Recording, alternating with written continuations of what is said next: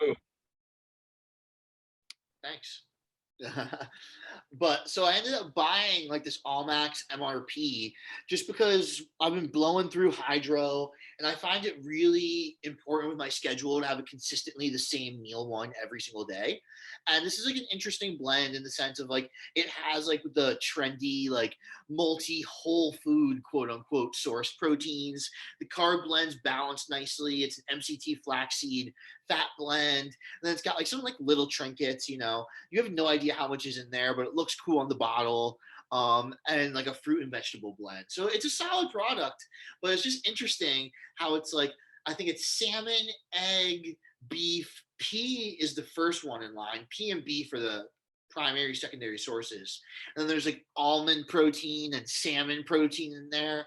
And it's just funny because like one, like with the laws of the proprietary blend, if you have 7 things on there, that means there's like half a gram of almond protein.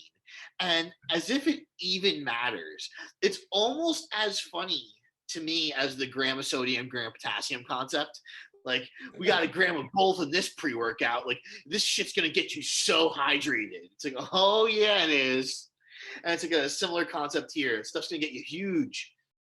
Didn't someone actually make some kind of a diuretic peak week product that had sodium and potassium in it, and then something else? What was it?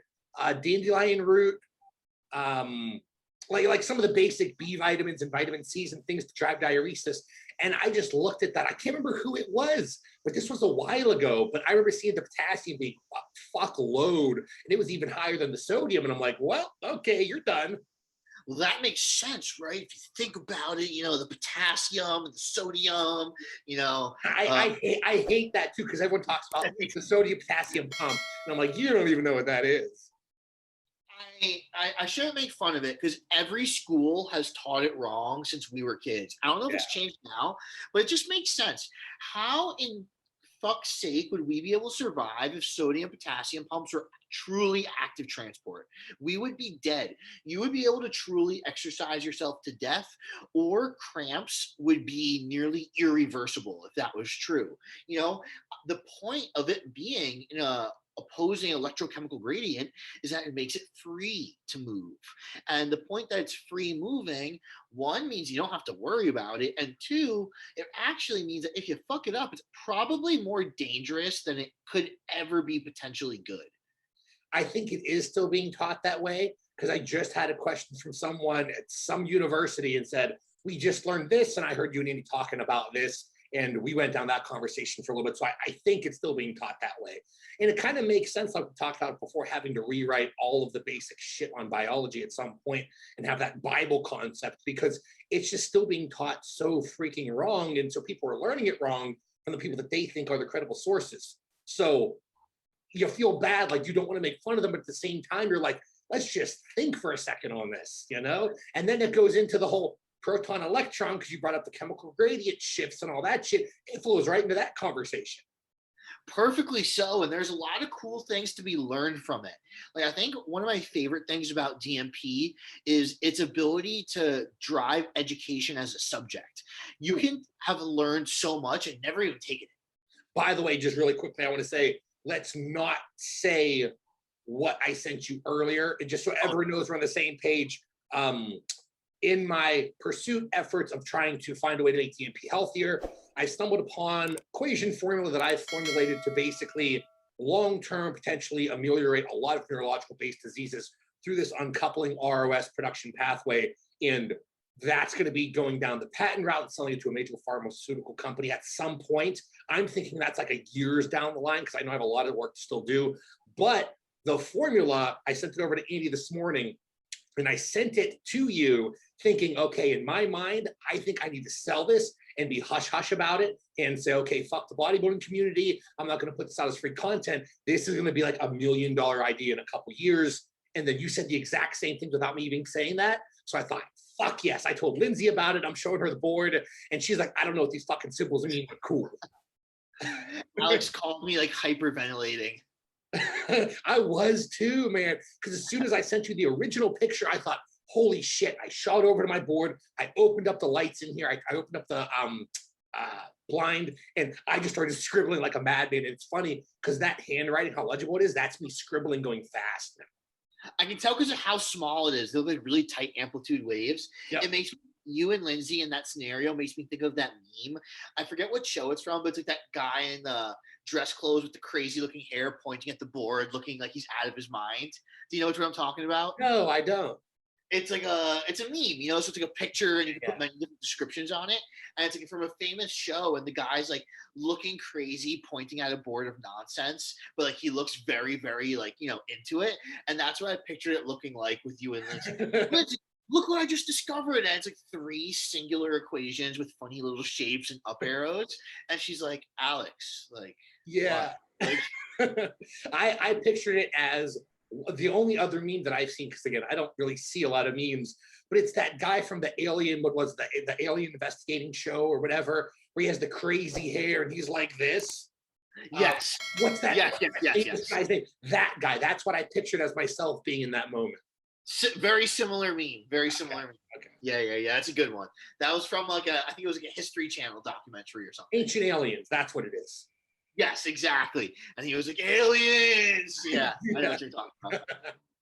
Well, the funny link between the two are this basic chemistry kind of governing the day-to-day flows of our bodies, and homeostasis is really describing those things. There's only 7 variables we can talk about that truly relate to homeostatic function regularity, and it's literally just the 7 things that will kill you if there's small deviations from like their criterion markers. Everything else, logically being allostatic, means it's kind of up to you based on your life. But when you're interacting with things in homeostasis, there's a law of like constant movement that makes it dangerous. So that's why there's so much impact behind what Alex is going to be potentially driving, and so much understanding that needs to go into play with prerequisite information for water loads and water cuts, you know, because what you're messing is with these ionic functionalities in a systemic and local area. You're even getting as deep as organ specific function and changing circadian clocks, enzymes, and dynamics of a specific organ or two. So there's a lot that goes into it just because of the nature of how bare bones and framework oriented these interventions are with our biology. So, for example, something like building muscle is cool and ceilingless because it's allostatic, meaning you could do it 1,500 different ways. You could do it for as long as you want, independent of quality of life. So you could be nearly on your deathbed and building muscle. You could be androgynous and build muscle, and all these things. It's superfluous to life itself. And that's why, you know, both of us have so much experience with water cuts gone right and or fixing the ones that have gone wrong over time, just because of these small little variations in what time does someone need to wake up to get an optimal downward pressure of water versus if someone stays up all night versus if they woke up at 11 a.m. versus 4 a.m. All these differences make huge impact. It's really funny you say this because I know you don't have your Instagram anymore. I know you haven't gone on Instagram for forever, but earlier today I made a post about just some basic reminders and considerations for females during peak week. And in the little picture that I did, I really wanted to grab people's attention. And I said something to the effect of how females can flux more fluid than males in general, and how that's literally their secret weapon, because ions, glucose, all that shit, water is following all of those. So we have this back and forth symbiotic relationship and equation. So in reality, if you look at women, you understand those different sodium, potassium, diurnal rhythms, and looking at that in a female-based environment, natural or enhanced, you realize, wow, women actually have a better propensity to shift more fluid intramuscularly and move more shit extracellularly than guys do. And not just that, because of their reduced mass, it like kind of adds a second prong of amplitude to that wave. So in reality, you can have someone who doesn't look like a bodybuilder 7 days out and somehow win the show on the day of. And the same thing goes for performance. You could have someone that just had the hardest weight cut of their entire life. And I actually had this. So I was I wasn't doing the full diet for a female who won the Arnold a couple of years ago now. And I traveled with her because that was part of the plan and stuff. And after she made weight, or actually before she made weight, so she didn't tell me she was taking a bunch of Adderalls and stopped her food early. So she hadn't eaten for over 36 hours at this point. And like 45 minutes before weigh, and she actually passed out. And it was me, her boyfriend, and one of our other mutual friends in the room. And she was unconscious, like in her boyfriend's arms. And I gave her a little bit of salt water and a glucose tab, and she came back within 30 seconds, but it was really scary. But she made weight and she fucking won the Arnold afterwards. And it's just incredible to see because in a male of any reasonable body mass, something that stressful you can't bounce back from. Which it's funny for me to say because when I won that Plat Plus, remember I had the fire department called on me during my first sauna bout. So it's funny that I say that, but it's very true still. No, it really is. And the girl I have competing this upcoming weekend, actually, it's Christy. So everyone knows who that is. I've, posted about her multiple times. We've been working together for like, I think 5 or 6 years at this point. She's actually the girl that I told you who was having only a gram of sodium. Like this entire time. And it's funny because I don't know how we missed it or overlooked it, but it's just been a sodium problem this whole time. So either way, we made those changes, what was it, a week or so ago, and all of a sudden her body is responding like crazy. So now today's 3 days out, and this is technically whenever people should be checking with me, looking their worst, because this is that tail end of the depletion where water's still high, sodium's still high. You should just look like a watery, bloated, soft mess. Like you should really look like mushy potatoes. And for her, because she's not used to the novelty of the sodium and what's that doing, and it's finally storing, like we talked about, all the SGLT or SLGT. I always fix SGLT. So I just remember because it's the sodium glucose transporter. That's it. Yeah. I always screw up the G and the L. Either way, that aspect of things, the loading aspect with all the fluid, she's looking pretty damn incredible. And in reality, even though she looks incredible now, she looks like probably 10% of how she's going to look on show day, because she's at that 138 to 140 range where you can change like a half a pound of glycogen and it looks like they are 5 pounds bigger and 10 pounds leaner.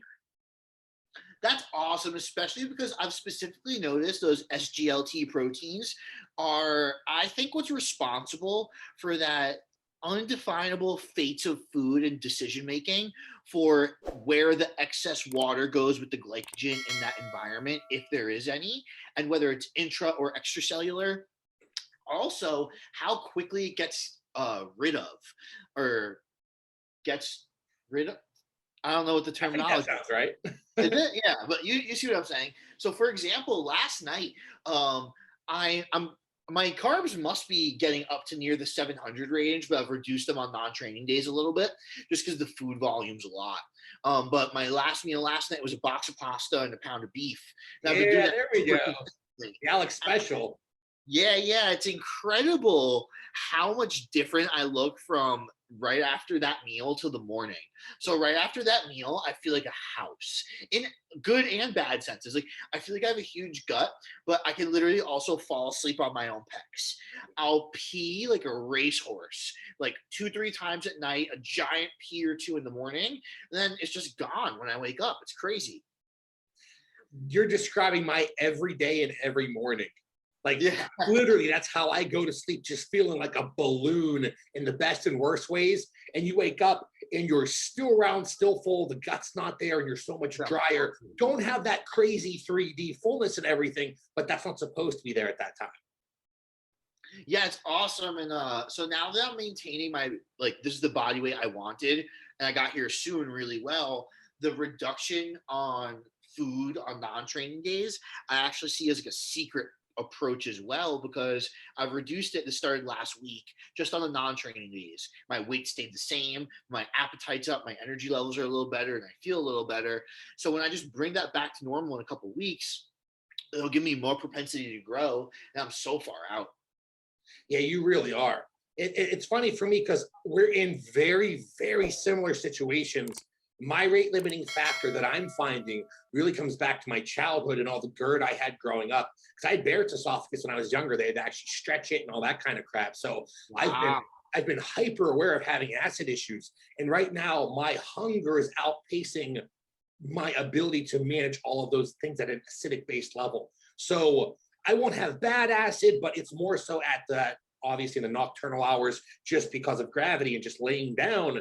And it's just enough for it to be there to scare me, because my mind automatically goes to, okay, Barrett's esophagus, getting more issues with that actual tissue change, more scarring. Okay, that's throat cancer waiting to happen. That's what my mind does. You know, that's how I think though, now that I have a family. So I already have it, actually. I think it's manifesting now. no, seriously, I have to seriously like put myself down and say, no, you're overthinking this. And this is the problem with learning more, because then you worry about more things. So I've calmed that down. I'm just hyper aware that that's my only rate limiting factor, because now I don't know where my food is at specifically, but I know I'm close to that 800 to 900 grams of carbs. So if I can get those back up to 1,000, I think the way that it's paired with my boxing and how good I am at my cycling work, combined with where I'm at with the weight training, I shouldn't have a problem as long as I control that acid, you know, and I should keep growing and not have any problems. But it's like this morning, I told you, like I just added 3 extra sets during the workout just because I fucking wanted to, because I could. That's awesome. Ethan's actually a great person to talk to for sneaking food in. I know like you don't need help with that, but he's really good at that type of stuff. And I think it's just like his mind. Like I always pictured Ethan's brain as like the world's best filing cabinet source. There's like anything you can imagine. There's just a secretary there waiting, and it comes out in filing cabinets because like he's just so organized and concise. And you know, like that's just obviously not how my brain works. You know, like this is a fucking Andy land run by a single guy, but he definitely is good at like. I think he did out the math where he bought like a couple gallons of MCT or always has a gallon or something like that. And he was going through 8 tablespoons a day. And like, if I go through 8 tablespoons every day for 30 days, it's this many. And he's like, that means I need this gallon. And I was like, all right, man. You know. So this will be really funny. And I'm not sure how much, actually, I know he listens to all of our shit pretty much. So Ethan, you'll appreciate this. When we first started doing those consult calls, because we did it for like a year's time frame, he came to me with all of these graphs and charts and numbers and conversations with Broderick, and he knows everyone and every kind of spectrum of the world on how to improve on anything. So whether it's neurology, whether it's performance enhancement, injury prevention, drugs, whatever, he has someone. And he was so well organized and had things so down to a T that I thought, there's no way this guy's big. He's probably the 140-pound guy who barely has abs, the skinny fat, and is just overthinking things to the 10th degree. And then I got pictures and I go, holy fucking shit. And that was of his last show. Then he showed me pictures of where he was currently when we were talking. And I thought, wow, this guy has the makings of being something. He has everything. And it's funny you mentioned about that, because that's exactly how I pictured him in his brain, in his world. It is, there's a secretary for this and for that, and everything's perfectly organized. Exactly. And it's just like this, the world's biggest library, everything's in place. And in my world, there's the crazy alien guy from Ancient Aliens just writing on a board, having a seizure, you know? And like all the handwriting is like crazy different colors, like barely legible. And there's just one corner of the brain that's extremely violent.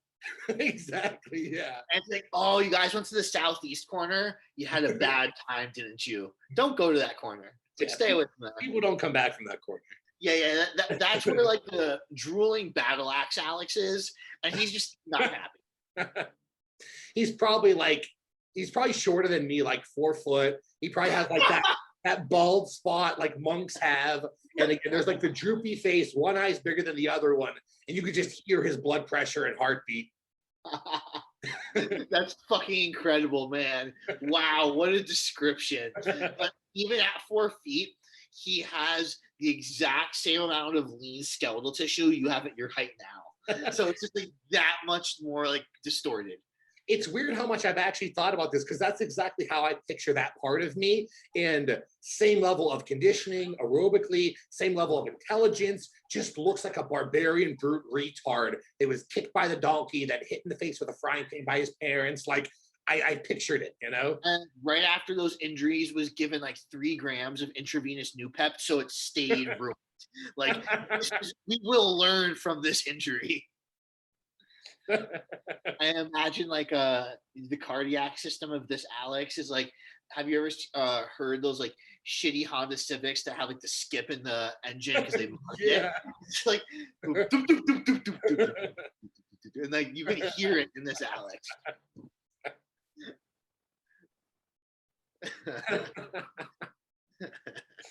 Oh my God.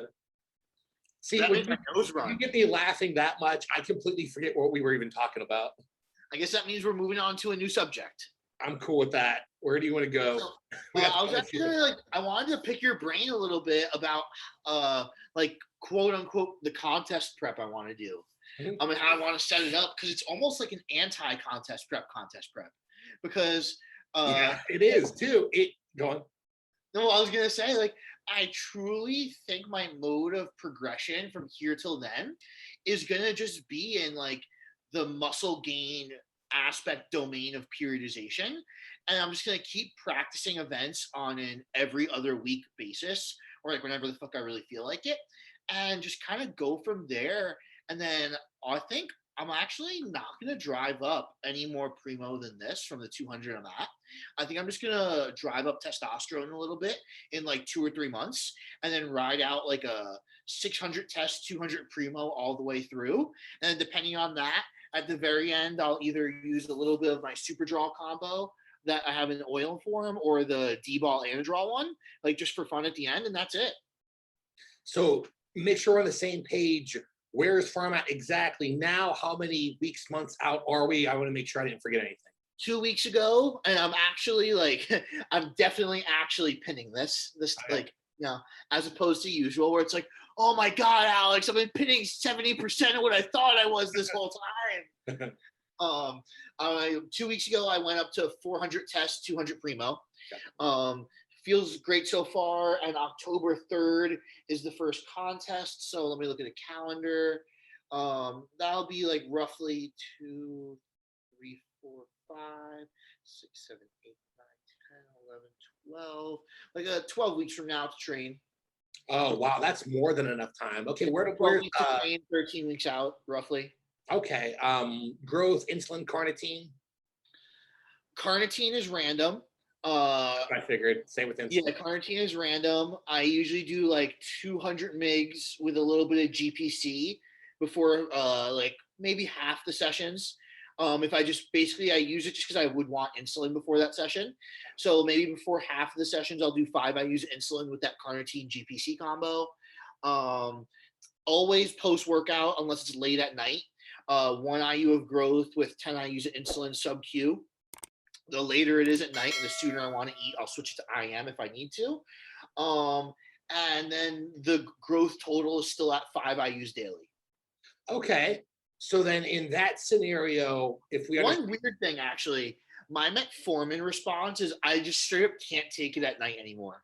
really, Not even 250 milligrams. I'm not kidding. So like for a while, I bought two. I bought an 850 and a 250. I figured like there's infinite like variability between those two, so I can hit pretty much any dose I want. So I was just doing like the 850 only on non-training days, and I just would notice I would wake up like extra early, but I couldn't pinpoint why. And then I did 850 every day, and then it got consistent. I was like, okay, it's this. Let me go down to 250, and it was like only vaguely better. And I just wake up super early in the morning. I have like a hyper cortisol response, and I just like wake up like that, and I just don't like it. So I'm just like only taking it upon waking on non-training days. and that's 250 or the 850. The 250. Okay, cool. Well, shit. Okay, so you're basically taking nothing, and it's not like you have to increase a crazy